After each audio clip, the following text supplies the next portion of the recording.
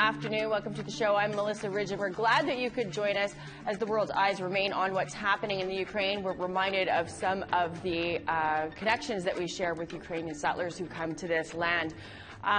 You know, APTN has done tons of stories about the shared love of kookum scarves, for example, those colorful floral headscarves that many of us only learned recently were brought to us as gifts to our ancestors from Ukrainian settlers. Well, I've got another something that you might not have known about either, unless you're living in Edmonton or that area. There was a partnership a couple years ago of Ukrainian dancers and powwow dancers. Yes, in 2018, the Shumka Ukrainian dancers in Edmonton and Running Thunder dance, they teamed up to produce an incredible performance called Ancestors and Elders. We'll see some of that and talk to two of the folks that were involved in that production about the friendships that were formed and how that impacts them now with what's happening now overseas. Later in the show, we have some reactions to last week's show about a mother who's battling the child welfare system. And then we're going to get into exploring Indigenous women in street gangs. Very personal stories from life on the streets were made into a new book. We have some of those women writers who are going to be joining us. Let's start with a look behind the scenes at how Ancestors and Elders, that dance I was telling you about, came to be.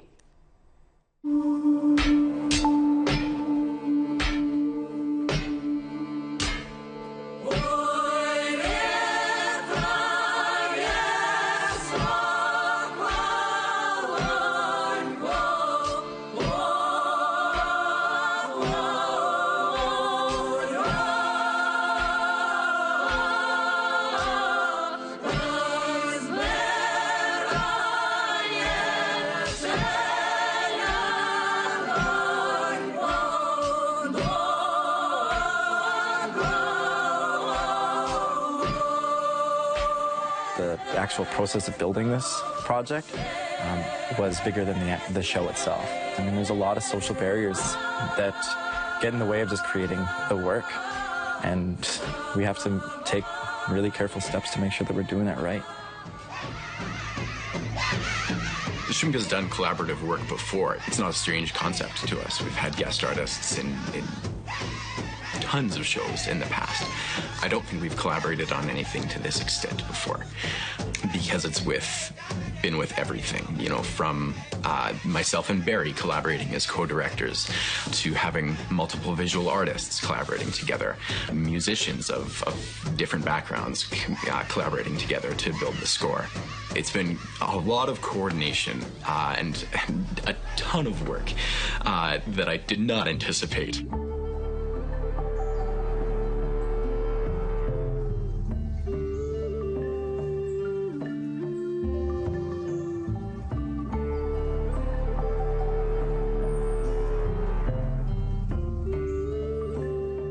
Frozen here, in the moment when they came for us, over and over and over, forever 5 years old, forever facing years of lashes.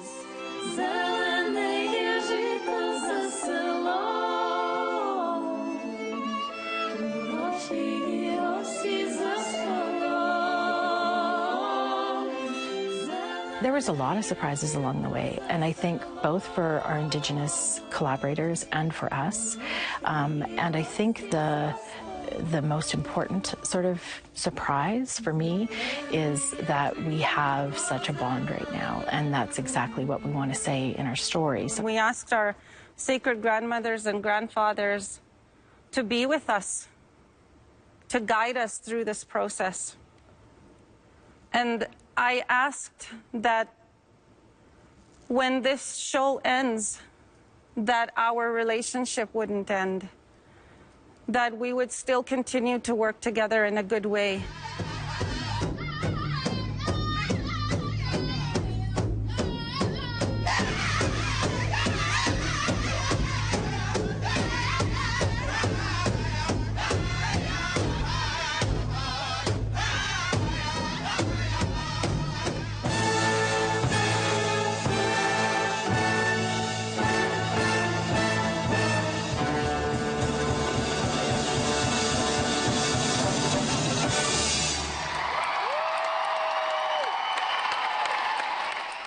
goosebumps every time I see that. I had the chance to sit down with Adrienne Lachance and Darka Tarnawoski earlier.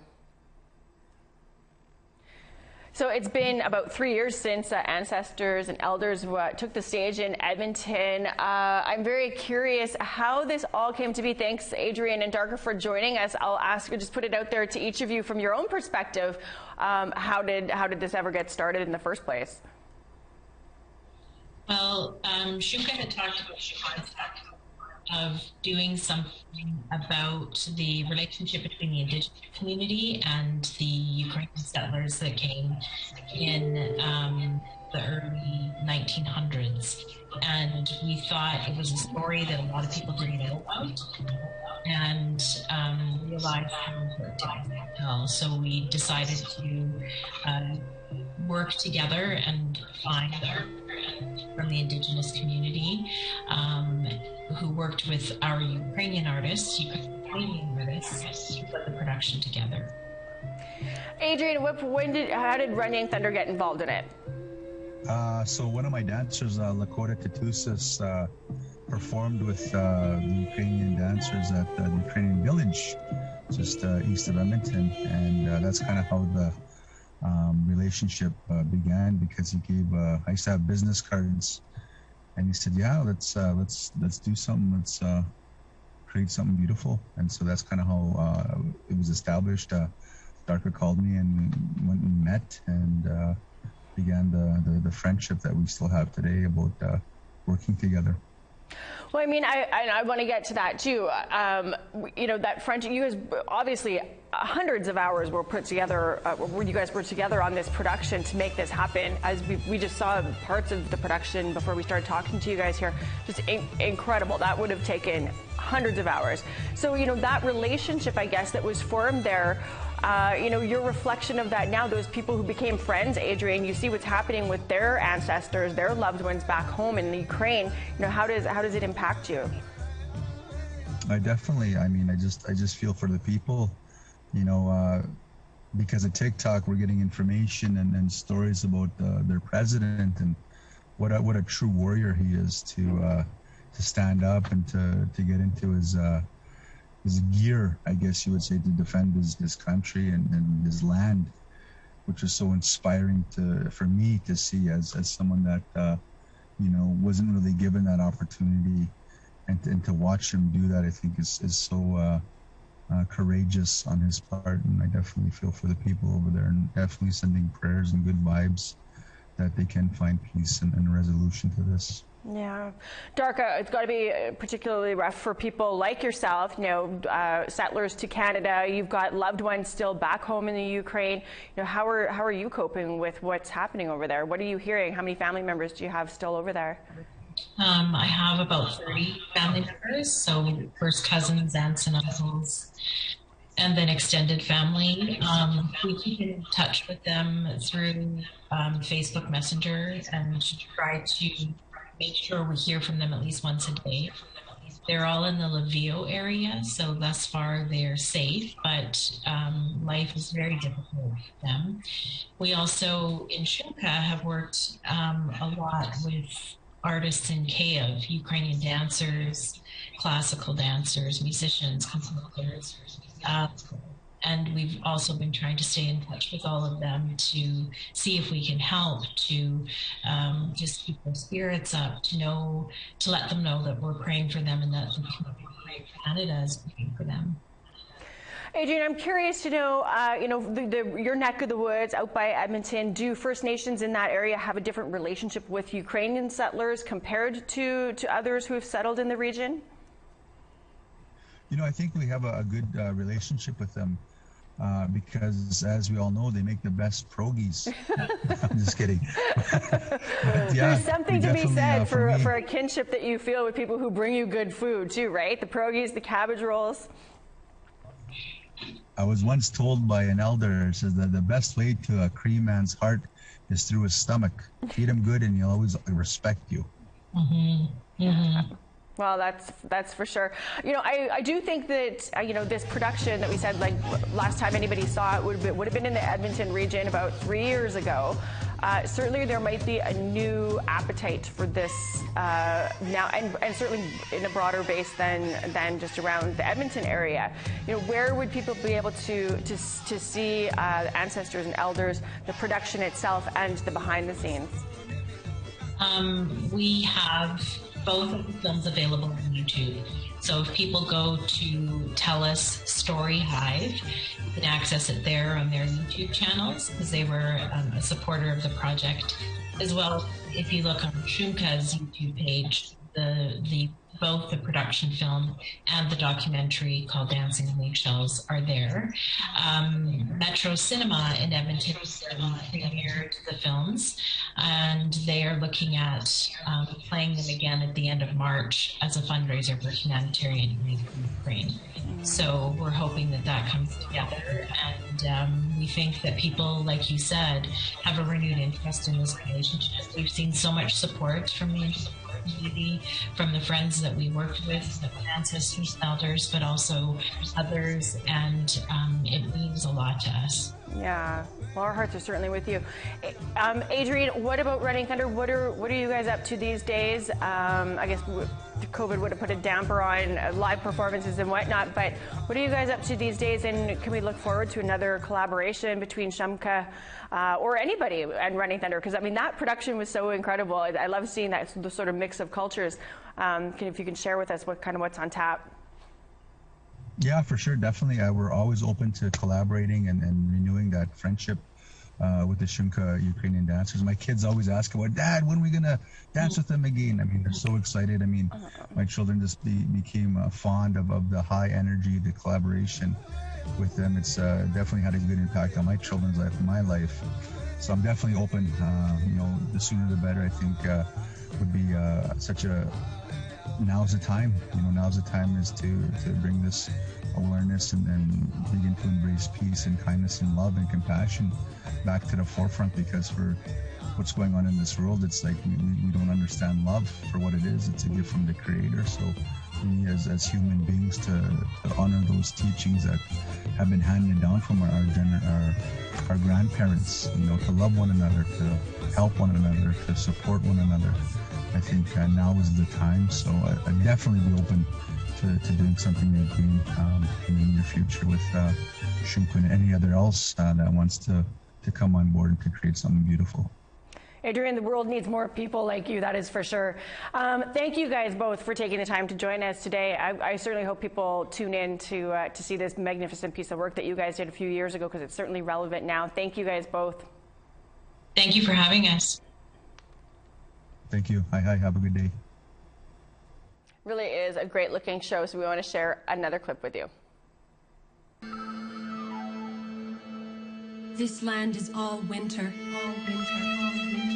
This land is all wind. This land is all wind. It will freeze our hearts unless we can find medicine.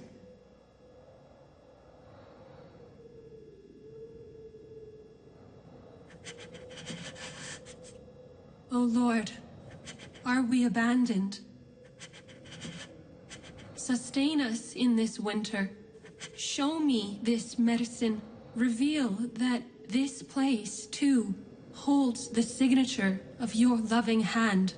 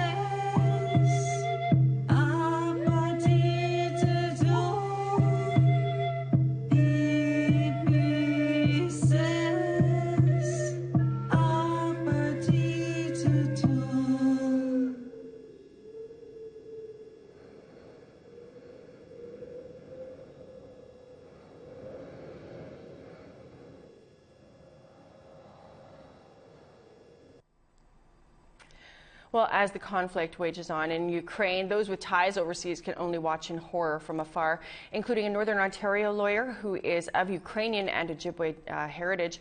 Don Rusnak is a former Liberal MP for Thunder Bay Rainy River and a lawyer working from the Fort William First Nation. I got to talk with him last week about this conflict and meeting Ukrainian President Vladimir Zelensky. Don, thanks so much for joining us. You know, how are you and your family doing through all of this, what's happening in the Ukraine? It's difficult to see, especially the families and the children being displaced. I think of what my ancestors went through. On my father's side, of course, I'm half Anishinaabe and half Ukrainian, and my ancestors, my great-grandparents came from Ukraine in the early 1900s and settled in Winnipeg, and I imagine what they went through, and I just see I see the pictures of people going through horrible things and trying to move with their families. And my heart just breaks, and I couldn't imagine doing that with my family, having to be forced out of our communities, much like our Indigenous people were moved around a long time ago. So it's just absolutely heartbreaking. Are you still in touch with family in Ukraine? So it was funny. I spoke to my dad and my grandmother, who's passed away quite a while ago, was there in the 70s. And I asked him if he was in touch with anyone she made contact with, and he said no. He wished he had been, and we do still have family there in Ukraine, and second cousins and other family members. And I know I was just in Ottawa earlier this week, and I spoke with our current member of parliament, where for the riding I represented, Thunder Bay Rainy River, who also has Ukrainian descent. He asked if our family would be consider taking in refugees or supporting refugees, and we said absolutely. Yeah. You know, you actually met President Zelensky at an event in Toronto recently. You know, can you share with us what that was about? What did you think of him then? Your thoughts on his leadership now? Well, it wasn't recently. It was when he was first elected as president of Ukraine. He does have an amazing presence, and just seeing the videos of him of the last 2 weeks have been absolutely inspiring and amazing. He's certainly inspired a lot of people around the world, and is very inspiring to the people of Ukraine. So he is certainly a force and a presence. Well, certainly, I love the "I don't need a ride, I need ammo, I don't need a lift." I love that quote. You know, you were a Liberal MP yourself from 2015 to 2019. I'm curious your thoughts on what the Liberal government has promised to do to help versus what you think that Canada should be doing to help. Yeah, and as part of the Liberal government, I sat on as a director of the Canadian Ukrainian Friendship Group, and we lobbied our government at the time. And worked with our government. Minister Freeland, who had a different role at the time, but was still supportive of Ukraine and sending support, has been remarkable in the last little while. I know requests were made earlier for defensive arms. They weren't met until recently, but as I mentioned before, I was in Ottawa earlier this week, and I happened to run into Minister Freeland. I thanked her for what she did and what she has been doing in terms of getting our whole government to support the people of Ukraine in terms of economic aid, humanitarian aid, and defensive aid. They need it because it's just I have no ill will against the Russian people, but their leader right now in President Putin is just pure evil, and he needs to be stopped. If someone stopped Hitler way back when, you think about how many lives would have been saved. So it's so sad, and just any support that anyone can offer in terms of, especially that humanitarian aid and supporting the refugees, I just think is so important. Yeah. Well, our thoughts are with your family over there, with you as you watch from afar. It's got to be frustrating. We thank you for taking the time out of your day today to come and chat with us. Thank you, Melissa. I appreciate it. It's nice to talk to him last week. Well, let's go now to social media with our social media editor, Jesse Andrushko, to hear what you're saying about the ongoing conflict in Ukraine and showing support with kookum scarves. Thanks, Melissa. Kookum scarves have become a trend on social media. The floral scarves worn by many kookums are linked to early Ukrainian settlers who traded wares with First Nations women. Now people are sharing their pictures of their kookum scarves to show support for Ukraine. Here's a look at just a few. First, from Eleanor. She shared a picture of herself and her sister Judy wearing their kookum scarves to show solidarity. From Brenda. She says, wearing my babushka scarf, also known as my kookum scarf, for the people of Ukraine. I'm thinking and praying of you all. From Tina, I wear my kookum scarf, proud and stand with Ukraine. From B, wearing my Masani scarf to represent Ukraine and the recent awful events that have been happening. My prayers and heart goes out to all the families that lost their homes and loved ones. Just remember, your Indigenous brothers and sisters are keeping you in our prayers. Lastly, from Claire, I wear my kookum Masani scarves in solidarity with Ukraine. Prayers for safety and peace. Great stuff. Thank you to everyone for sharing. Keep posting your kookum scarf pictures. If you would like to add your pictures, if you want to send your pictures to us or join the conversation, here's how. Join our conversation now. Call in toll-free at 1-877-647-2786. Like us on Facebook on our APTN News page. Follow or tweet us at APTN InFocus. And send your thoughts to infocus@aptn.ca. I love our audience, and I thank you for sharing that. I have to tell you about these other this other thing here too. Two youth, a 15-year-old Shawana Ray and her 10-year-old brother Jacob Green. They're from Treaty 9 territory. They made these beautiful Ukraine flag pins to help raise money for the people of Ukraine. So far, they've donated $135. That's to relief efforts there. You should check out Ray Sisters on Facebook to see more of the creations that Shawana and Ari, that's her sister, they sometimes make, and their little brother too. Okay, so we have to take a quick break. Still ahead, Indigenous Women in Street Games. We talked to some who put pen to paper to tell their very personal stories as part of a new book. Stay with us.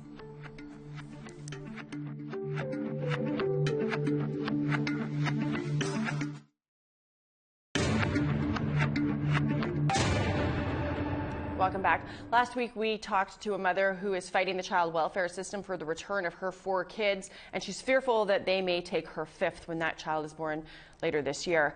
Let's take a look at that interview from last week. The nurse came into my room and she said that there would be, that she needed to take my baby to see the pediatrician.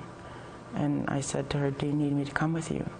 And she said, no, that's okay. I'll be right back with him. You can just lie down and sleep.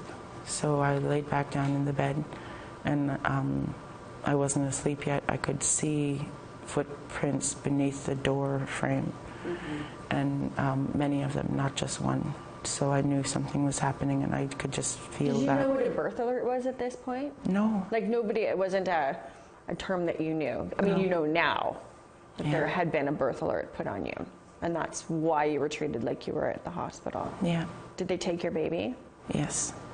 The nurse took my baby. That was the last time you saw your son at that point? Yeah. He's a couple hours old. The nurse at the hospital. So you guys go home empty-handed. How long did you have to wait to get your son back? I think it was about 6 weeks. That mom is now expecting her 5th child. She worries that that child will be gone, will be taken two. She also has 5 lawsuits currently in the works, various stages of development, so we're going to keep following that. We had a heartfelt response from you, our viewers, about that mom that we had on last week. So many Indigenous families are affected by the child welfare system, of course. Here's Jesse Andrushko again with some of the comments that you made to us on social media. Thanks, Melissa. Last week's episode certainly resonated with many viewers. Here's some of what was shared. First from Ron on Twitter. What needs to be done is what's best for children, period. I don't think someone who's had kids taken is the most objective to what needs to be done. On Facebook, Anna said, Manitoba truly has one of the most horrendous child protective services in the country. They gotta have the highest death and sexual abuse rates in the country.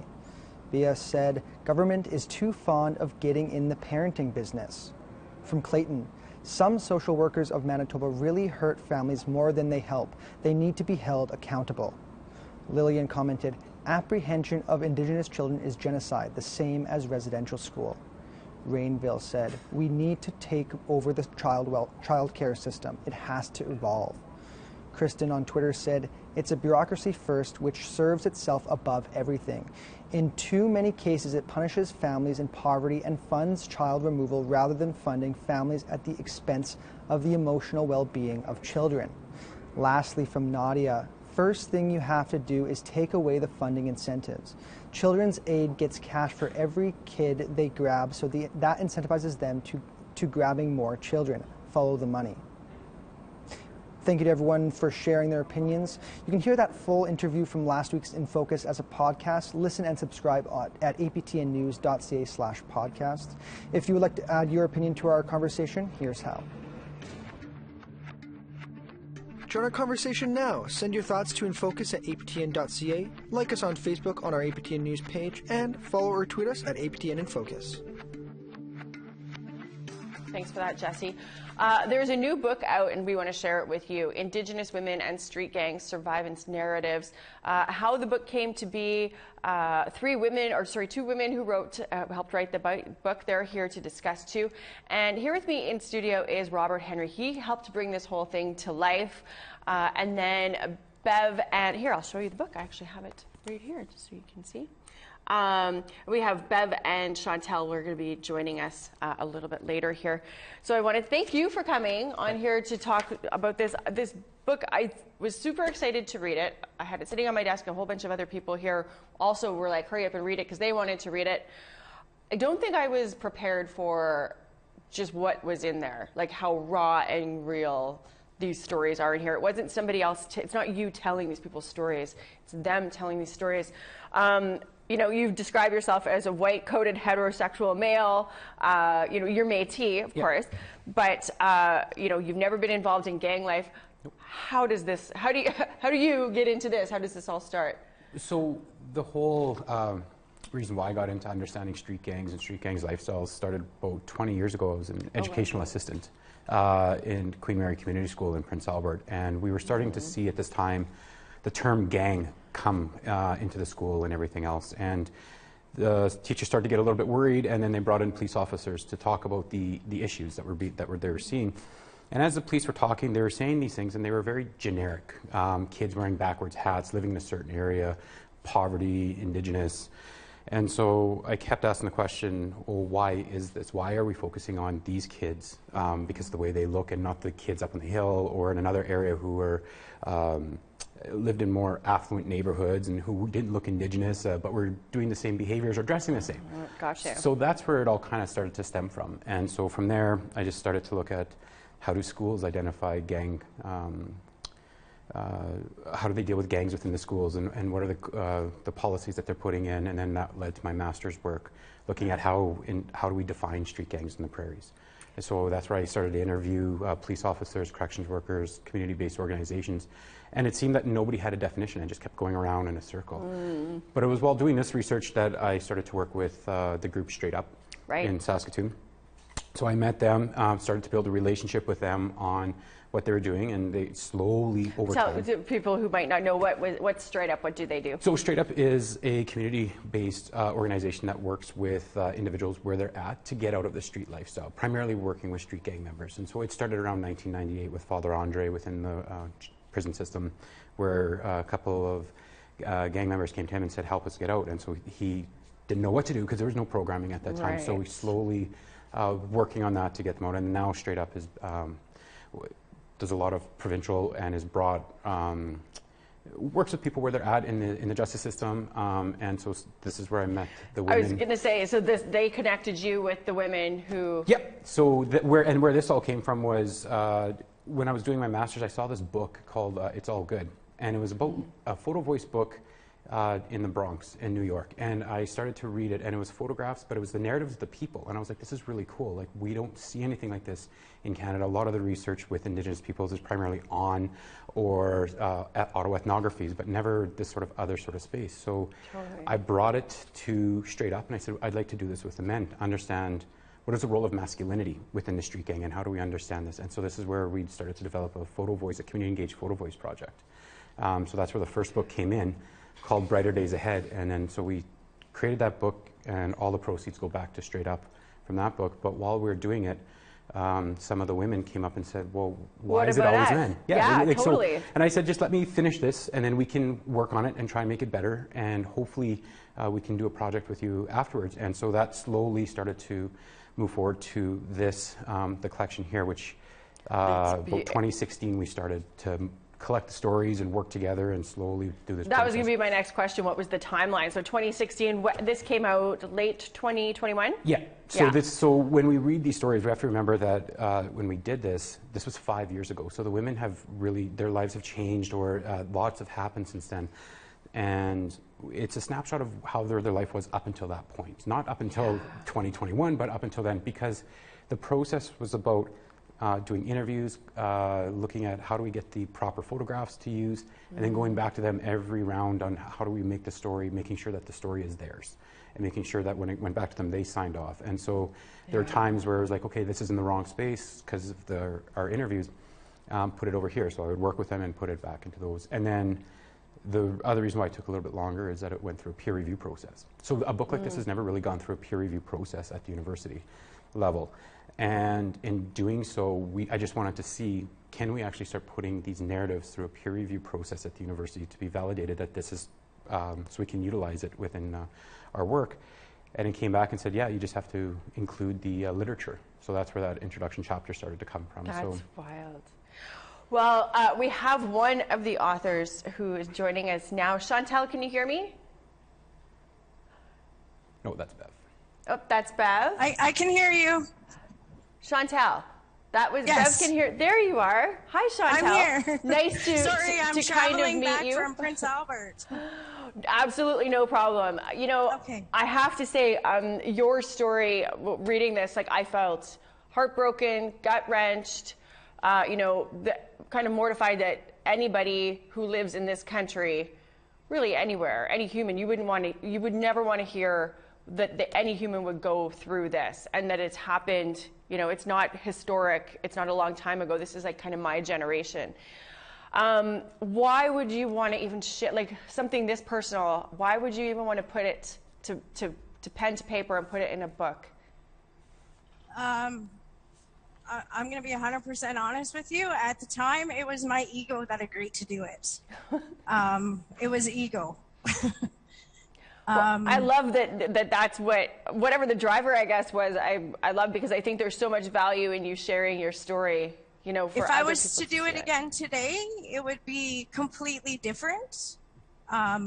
When it was published and I had it in my hands, there was a lot of excitement, feelings that weren't like, this is surreal, and then there was shame, regret, guilt. I shouldn't have done it. I want to take back every copy printed, but there's a lesson for me in it. And if it's me sharing my story saves one woman and gives her a voice, then my job is done, right? Yeah. Would you be okay if I read a portion of it? Sure. For our audience here. This is Chantal here. I'm still learning. I think this is you. Yeah. I'm still learning, and it's the most amazing feeling in the world. I realize what I do with my grandkids to what I did or didn't do with my own kids. It's just, I shipped my kids off to my mom's. I didn't know. And for me now, there are so many firsts that I never did with my own children.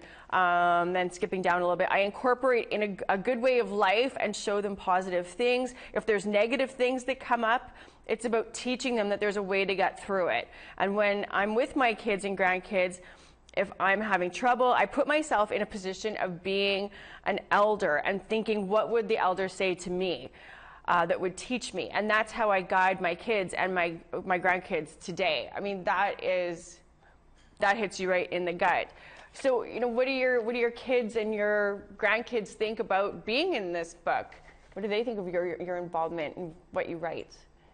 They, I don't believe that my grandkids even know. I've had more grandkids since this book.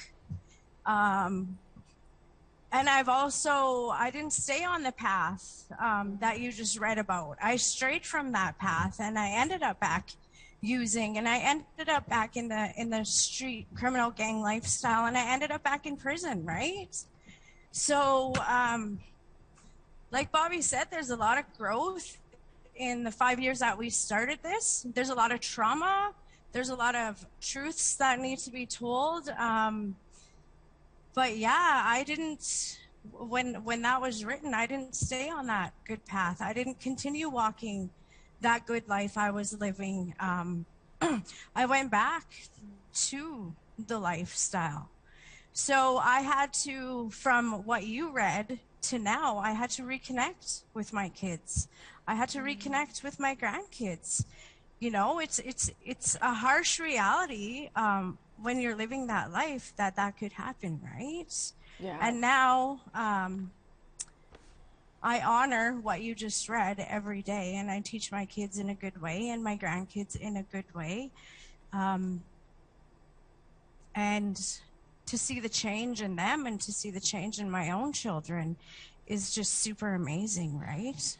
Well, so, and you've gone through a lot too, you know, as a mom, you know, reading about your childhood that's in here. You know, you have your own kids. You wrote that your own daughter was stabbed 9 times. You've got grandkids now. You know, how do you look at your life? You look what's happened to your daughter. I'm just curious how you feel now, looking at, like, what if that what if life was like that for them? Like, how do you? So my reality is that life was like that for my daughter. As my journey continued beyond this book, me and my daughter ended up being cellmates at one point in the past 5 years, right? So it's making those changes in your life and moving forward in a good way and role modeling that to your own children, your grandchildren, but the community that you're a part of. And that's how change happens, right? Yeah, yeah. I have a bunch more questions for you, and we're going to be joined by another author of the book. Bev is going to join us here, but we have to take one more break here quickly. Stay with us. We're going to come right back and keep talking about this with our powerful, fascinating women authors.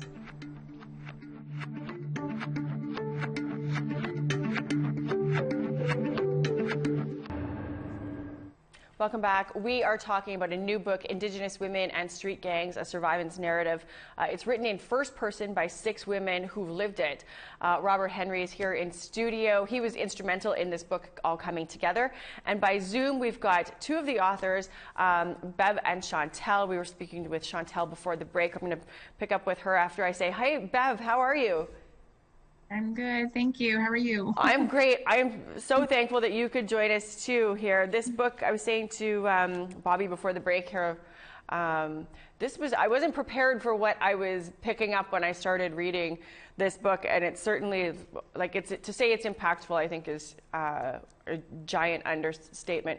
Bev, you wrote about you know, womanizing dad, your mom splitting when you were a toddler, stepdad and mom were hardworking but hard drinking alcoholics, you know, working all day, drinking all night. You grew up in kind of an abusive and unpredictable home. Are you okay with me sharing a portion of your story here? Absolutely, yeah. Okay. So this is being thrown off the second floor balcony of your childhood apartment by your stepdad at the time you were 13 after being caught smoking a cigarette, and your mom didn't help as this was all happening. You write, that was the last day I ever lived at home. That was my last memory with them. That was my whole childhood, you know, just nothing good at all. So when that happened and they wouldn't let me back in, they wouldn't answer the buzzer, they wouldn't give me any of my clothes. So I left and I walked to my older sister's house. I moved in with her and started being a babysitter. She had parties all the time at her house, and I got to meet a lot of people. On my 14th birthday, my sister and her friends took me to the bar that they worked at, and that's when I met one of the founding members of the gang I would later become connected to. I was completely hammered, and all of a sudden I see this native guy walking in. He had this braid in his hair. He was a bigger, kind of puffed up guy with a whole bunch of guys around him. You know, for me, how my self-esteem and everything was taken away, I was drawn to him. You know, if not for that incident at home and everything that led up to that, do you think that this moment that we just read would have ever happened? You know, I could try to imagine or pretend a whole different childhood. I, you know, wasted many nights imagining a different life. I think any moment in my childhood, if it would have been different, probably could have altered my whole path in life. But that's my reality. It was all chaos and trauma. Chantal, I wanted to, we were talking to you before the break here. Sorry, I don't have COVID. I'm just all scratchy throated now. One thing I loved that you had written, Chantal, was that you said, you know, don't ever feel sorry for me. Sorry, I'm losing my voice entirely here now. No, it's okay. Don't ever feel sorry for me. You know, I've made some bad choices and some mistakes, but if I want help, I will ask for it. And I love that about you. You still live by that? I do live by that. And I learned how to ask for help even more now than back then, right? I have this amazing support network across Canada, Canada-wide. And I know who to go to for certain things, right? I can't rely just on one person for everything I need help for. So, and don't feel sorry for me. I believe that everything I've been through has shaped me into the woman I am today, and I wouldn't have it any other way. You know, people ask me, if you could change your life and go back, what would it be? And I say absolutely nothing. I believe Creator put all these experiences in my life for a reason, and now I use my voice to help others. Well, we're glad you do, and I appreciate too, like, that notion of, if you take away any of the hardship, any of the bad stuff, then you wouldn't be where you are today. So I do appreciate that. How was it for you, Robert, listening to these stories, like as these stories are coming in, reading all, and we've got two of the authors on here now, but like all of them that were involved in this have similar, like, powerful, hard to read stories. How were you taking it all in? What were you thinking at the time? Well, I think part of it is that I knew some of the women through the work with Straight Up, and Bev met at the project. It was the first day. She just came on campus. She just had her new baby with them, and that's how we met. But listening to their stories and everything else, I think it was listening to them always say at the end of every interview and every time we were talking was, don't ever feel sorry for me. Learn from what I'm saying, and we want you to tell other people on what it is so other people don't get caught up in the same stuff, or that when we look at social workers and probation officers and police officers, they can actually begin to see our life, and they're not treating us as just as a gang member. They're seeing that we're women, we're individuals who have had difficult lives, and we need support, not telling us how to do things, but support us on trying to get there in a good way. Yeah. And so I think that's part of it, is reading these and understanding that this is just a lived reality, and I don't think we should be hiding behind it as much as we try to here in Canada. And that just outside your studios, we're seeing the same narratives happening with other individuals and so forth. But again, it's for the women who were able to, who wanted to put themselves in this book. Like, it takes a lot of courage. Like, and I try and tell people that when they're reading this, I was saying, are you willing to talk about some of the darkest times of your life and let other people read and learn from them? Right. That's the thing. Going through it is one thing, but to then share it with everybody, strangers, and, you know, that's a different level of ballsy. Well, and it takes a lot of courage to do that. And so the strength of the women to be able to do that is amazing. And the other thing, when we were putting the book together and everything else, one of the biggest things that we talked about was, what do we do if it actually makes any money? And so this is where the women decided that all the proceeds from the book go back to them to decide how they want to see it go back into support programming and other women who are incarcerated or living the street lifestyle. So this is where the proceeds of the book go to. That's perfect. That was one of my questions for you too. Bev, I asked Chantel, but I haven't asked you. Why did you even want to? What would make you want to share, this very personal story with the public? When I met with Bobby, I was recently let out of the federal incarceration. So I had done 3.5 years of a 5-year sentence. And when I went into there, I was broken, right? And I just didn't even know kind of where to start. But then I started realizing that there was a lot of just, I don't know how to say it. Like, there was just a lot of people did not see me for who I was. It was a person who was on paper. People in authorities and systems didn't want to actually know the real me. It was just, I was bad. I was a manipulator. I was a thief. I was a gang member. I remember working with some elders and listening and finally understanding what it meant to heal and what, finally knowing that love wasn't what love was that I knew of to be. And so I just knew that I was given an opportunity to find my voice. And that's a strength of mine. A lot of folks may not have that yet, but when I heard that was going on and I wanted to be a part of it, it was because I can remember nights where I felt so alone in those jail cells. I was alone. I didn't have my kids. I had no family. Any of the gang members I had, they were all either incarcerated or doing their thing. I was forgotten. And I didn't want folks or community and society, actually, no, I take that back. I didn't want other women involved in the street gangs or the lifestyles to feel that they were alone and they were the only ones feeling that, and that there was a way out. There was a good way to, heal. And we didn't deserve that life. Like, even though you are so beaten down and you're stuck and you just can't find that you're worthy of a good life, that's BS. And it took me a long time to find that. And when I found that I had a voice to share and that my story may help other women and youth, men, whoever, plant that seed to be like, hey, you know what, maybe one day I can make that choice. I'm going to do it. I just wanted to, share and be like, this happens. This is our reality. This isn't just movies and books. We're not making this up. Pardon my language. This is our reality. And, and so when you're sitting across those tables in the institutions, the social workers, childcare workers, all those people, and they're only seeing who you are on paper, that has to be broken. Like, we can't have that stereotype. We need to break that down. Well, we certainly see too that, this is, and it's all of the professions that you mentioned that are kind of part of just keeping this going. I know you had I think it was you, Bev, that had said that you were put into a foster home, and people seemed to think like this was going to be a solution. You're like, I just learned new stuff, right? Like this, yeah, the child absolutely. welfare system is integral to what you guys went through and perpetuating it for a whole other generation. Yeah, absolutely. Like, you go into a system where it's a moneymaker for, folks, or we're just we keep the industry going. If we don't have foster kids, we don't have foster parents, we don't have government jobs. It's an industry.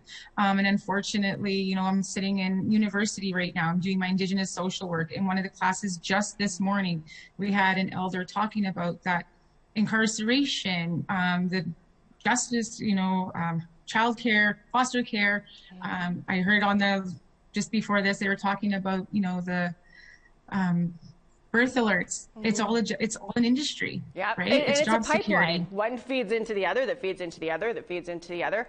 Chantel, we just heard that Bev's in school. She's doing well. What are you up to? Very quickly, we got like 1 minute left. How are you doing now, Chantel? I am a lived experience mentor at Straight Up now. Oh, so this is where you'd met. This is incredible. Well, yeah, use my voice to advocate for others and use my street experience and my life experience to help others walk in a good way. Well, and yeah, quickly, I'm going to add to that. Like, I'm connected back with my culture and my roots, and I just accepted a system support navigator through Métis Nation, Saskatchewan, getting back, helping my people, groundwork, advocating. So we are thankful that you guys could join us today to share your story and that you were doing this work at the grassroots level. Thanks to you too, Bobby. I can't imagine better people who would be there to help people who might not have to go through it or who are trying to get out of it. We are all out of time, but I really do strongly recommend you pick up this book, Indigenous Women and Street Gangs. Thanks to all of our guests for joining us today, too. You can share this show with anybody who missed it. Download it as a podcast, aptnnews.ca/podcast. All of our episodes are there. I'm Melissa Ridgen. Thanks so much for being here. Have a great afternoon. We'll see you next week.